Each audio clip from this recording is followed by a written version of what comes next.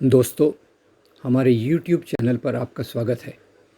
आज हम तनिष्क ज्वेलरी द्वारा जो विज्ञापन एक डाला गया था, एकत्वम नाम की उनकी ज्वेलरी के सीरीज़ में, उसको बहुत ट्रोल किया गया।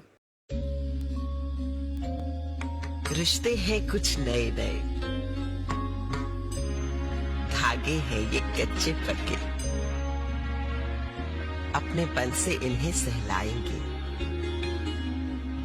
प्यार पिरोते जाएंगे, एक से दूजा सिरा जोड़ लेंगे, एक बंधन बुनते जाएंगे। माँ, ये रस्म तो आपके घर पे होती भी नहीं है ना? पर बिटिया को खुश रखने की रस्म तो हर घर में होती है ना। एक जो हुए हम तो क्या ना कर जाएंगे।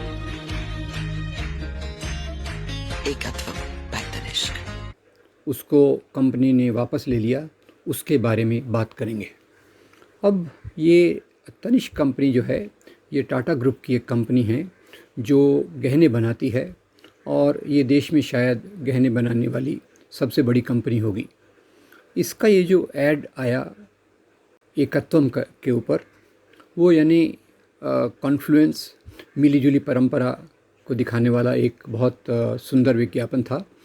इसमें ऐसा दिखाया गया कि एक हिंदू लड़की एक मुसलमान घर में खुश है और उसकी गोद भराई, बेबी शावर की जो रस्म है वो बहुत उत्साह से मनाई जा रही है। जब ये रस्म मनाई जा रही है तो वो अपनी सास को पूछती है कि माँ, आपके घर में तो ये रस्म नहीं होती। तो माँ जवाब में कहती है कि बिटिया को खुश रखने की रस्म तो हर घर में होती है। खैर, इसको बहुत ट्रोल किया गया। इसको उन लोगों द्वारा भी ट्रोल किया गया जिनमें से कुछ को प्रधानमंत्री खुद फॉलो करते हैं। और ट्रोल करने वालों का कहना था कि ये जो विज्ञापन है ये लव जिहाद को मंजूरी देता है, लव जिहाद को प्रेरणा देता है, इस प्रकार की बात उन्होंने कही। तो खैर, लव जिहाद को फिर से सामने लाया गया। लव जिहाद के ऊपर हम पहले बात कर चुके हैं और अभी तो आपको बता दूं कि लव जिहाद के बारे में जो कल ट्रोलिंग हुई, परसों जो ट्रोलिंग हुई फेसबुक पर, ट्विटर पर, वो बहुत एक प्रकार से नफ़रत फैलाने वाली ट्रोलिंग की गई। वैसे देखा जाए तो इसी साल 4 फरवरी 2020 को भाजपा के गृह राज्य मंत्री जी कृष्णा रेड्डी ने अपने लोकसभा के बयान में कहा कि लव जिहाद को परिभाषित कानून में नहीं किया गया। लव जिहाद को कानून में परिभाषित नहीं किया गया और ऐसे कोई केसेस हमारे सामने नहीं आए हैं। अब उसके बावजूद इस प्रकार के जो विज्ञापन आए हैं उसको थोड़ा देखना ज़रूरी है। ये विज्ञापन जिसको कंपनी ने डर के वापस कर लिया, कंपनी ने अपने बयान में कहा कि हम अपने कर्मचारियों की सुरक्षा के लिए इस विज्ञापन को वापस ले रहे हैं। वास्तव में कंपनी द्वारा ये घुटने टेकने की सरी की बात थी, क्योंकि जहाँ तक इस प्रकार के पहले विज्ञापन भी आए हैं, उन विज्ञापनों में बहुत प्रसिद्ध एक विज्ञापन रहा सर्फ एक्सेल का, जिसमें एक छोटी हिंदू लड़की एक मुसलमान दोस्त को नमाज के लिए मदद करती है। सब खत्म, बाहर आजा, सब खत्म हो गया। मैं तुझ में, तू मुझ में, अपनी दोनों की है एक ही दास्तां। अपनों के संग रंग लाए संग। नमाज पढ़ कर आता हूँ, बाद में रंग पड़ेगा। अपनेपन के रंग से औरों को रंगने में दाग लग जाए तो दाग अच्छे हैं। Surf Excel. होली और बाद में वो लोग होली खेलते हैं। इसी प्रकार से ब्रुक बॉन्ड का एक बहुत अच्छा, ब्रुक बॉन्ड रेड लेबल चाय का एक बहुत अच्छा ऐड था, जिसमें पड़ोसी, हिंदू पड़ोसी और मुसलमान पड़ोसी के बीच में संबंध दिखाए गए। केबीसी का भी एक बहुत अच्छा ऐड था जिसमें हिंदू मुसलमानों के रिश्ते को अच्छे तरीके से, सकारात्मक रूप से प्रस्तुत करने की कोशिश की गई। अब जहाँ तक इस विज्ञापन को वापस किया गया, ये एक बहुत दुख की बात है, चिंता का विषय, क्योंकि इस विज्ञापन में कोई हिंसा नहीं है। इस विज्ञापन में मेल जोल को अच्छा बताया गया है। ये विज्ञापन दो धर्मों के बीच में मेल जोल की बात करता है। ये विज्ञापन उस भारतीय परंपरा का वाहक है जो भारतीय परंपरा हिंदू मुसलमान के बीच में मेल जोल को, एकता को मजबूत करने की बात करती है। और जहाँ तक लव जिहाद का सवाल है, अभी अभी फरवरी में जी कृष्णा रेड्डी जो भाजपा के गृह राज्य मंत्री हैं, उन्होंने लोकसभा के बयान में, जैसे मैंने बताया, ये स्पष्ट कर दिया कि लव जिहाद नाम की कोई चीज़ नहीं है। और दूसरा, अगर हम देखेंगे तो ये अभी अभी हादिया का मामला लव जिहाद के नाम पर आया। अखिला नाम की लड़की ने एक मुसलमान लड़के के साथ शादी की और उसको रोकने के लिए सांप्रदायिक संगठनों ने सामने आकर अपना बहुत कोशिश की कि उन दोनों को अलग कर दिया जाए। मामला सुप्रीम कोर्ट तक गया और सुप्रीम कोर्ट ने माना कि लड़की ने अपनी मर्ज़ी से शादी की है। जहाँ तक लव जिहाद का सवाल है, आज तक जितने भी एडवर्टीज़मेंट्स आए हैं जहाँ हिंदू मुसलमान इनके रिश्तों को अच्छे से बताया गया है, उसको ट्रोल किया गया है। यहाँ तक कि क्लोज़अप टूथपेस्ट कंपनी का जो एडवर्टीज़मेंट था, वो 2 एडवर्टीज़मेंट थे। एक में हिंदू लड़की मुसलमान लड़का, दूसरे में मुसलमान लड़की हिंदू लड़का, दोनों विज्ञापनों को ट्रोल किया गया। तो ये जो मानसिकता हमारे समाज में प्रचलित है, जो हिंदू मुस्लिम विवाह को एक खराब दृष्टिकोण से देखती है, उसके बारे में सोचने की ज़रूरत है। ख़ास तौर से लव जिहाद की जो प्रोपेगेंडा है, लव जिहाद का जो प्रोपेगेंडा है, जो बताने की कोशिश करता है कि हिंदू लड़कियां भोली भाली हैं, मुसलमान लड़के उनको ज़बरदस्ती से आकर्षित करते हैं, चालाकी से आकर्षित करते हैं, अपना नाम बदल के उनसे शादी कर लेते हैं, और ये उनका एक सोची समझी प्लान चाल है।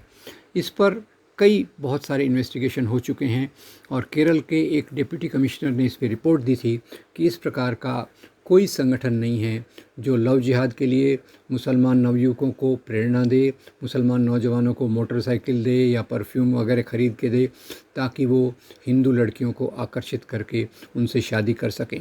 तो इसके बारे में पहले भी बहुत चर्चा हो चुकी है, पर आज जिस प्रकार का सांप्रदायिक माहौल है, उस सांप्रदायिक माहौल में हिंदू मुस्लिम एकता की सबसे बड़ी ज़रूरत है। एक तरफ वो मूल्य हैं जो हमारे आज़ादी के आंदोलन से निकले, जहाँ एक तरफ मोहनदास करमचंद गांधी, उसी के साथ साथ मौलाना अबुल कलाम आज़ाद ने आज़ादी के आंदोलन का नेतृत्व किया। और मैं यहाँ तक मानता हूँ कि जैसे डॉक्टर अंबेडकर ने कहा, जाति अंत के लिए अंतर्जाति विवाह बहुत ज़रूरी है, मैं यहाँ तक कहूँगा कि हिंदू मुसलमानों में एकता बढ़ाने के लिए हिंदू मुसलमान विवाह ये उसमें एक बहुत अच्छे कारगर होंगे। पर उसके उलट इस प्रकार के विवाह को जो लव जिहाद कहा जाता है, उसमें 2 पहलू हैं। एक तो इस लव जिहाद के प्रोपेगेंडा के कारण मुसलमान नौजवानों को बदनाम किया जाता है, मुसलमान नौजवानों को बदनाम किया जाता है, और दूसरी ओर से इसके पीछे एक सांप्रदायिक एजेंडा भी है।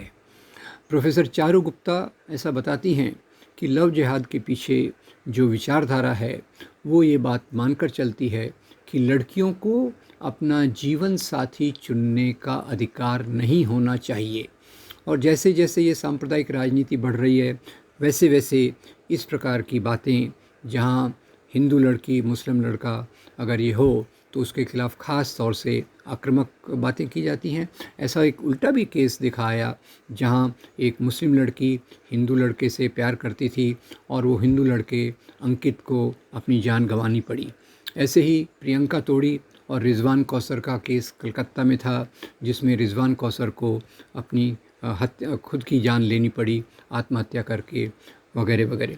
तो ये जो सब चीज़ें हैं, ये हमारे समाज का एक बहुत नकारात्मक पहलू दिखाती हैं।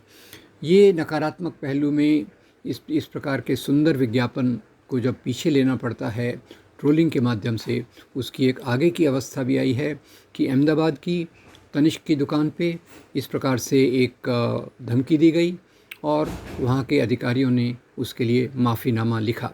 तो मैं अंत में इतना बात कहूँगा कि जहाँ एक तरफ ये प्रक्रिया है, दूसरी तरफ एक अच्छी भी प्रक्रिया दिख रही है कि जैसे अगर हमको याद होगा तो पहले ज़ोमैटो ने एक इस प्रकार के ट्रोलिंग को सरेंडर नहीं किया, अपने घुटने नहीं टेके, और उनका जो फूड डिलीवरी बॉय था जो एक मुसलमान था उसको उन्होंने जारी रखा। ऐसे ही अभी एक और बहुत अच्छी चीज़ देखने को मिल रही है कि एक तरफ बजाज कंपनी, दूसरी तरफ पार्ले बिस्किट वाले, इन्होंने फ़ैसला किया है कि जो कंपनियां जो टीवी चैनल नफ़रत फैलाते हैं उनको वो अपने विज्ञापन नहीं देंगे। तो दोस्तों, मैं इस बात की उम्मीद करता हूँ कि हम एक मिले जुले समाज की संस्कृति की तरफ जाएंगे और जो सांप्रदायिक तत्व मेल जोल को गंदी नज़र से, ख़राब नज़र से देखते हैं, उनका विरोध करके एक ऐसा वातावरण पैदा करने की कोशिश करेंगे जहाँ सभी धर्म के लोग इज़्ज़त से रह सकें, मेल जोल से रह सकें और लड़कियाँ अपनी मर्ज़ी से अपने जीवन साथी का चुनाव कर सकें। इस प्रकार की एक व्यवस्था सामने आए जो हमारे समाज के विकास के लिए बहुत उचित होगी। Thank you very much.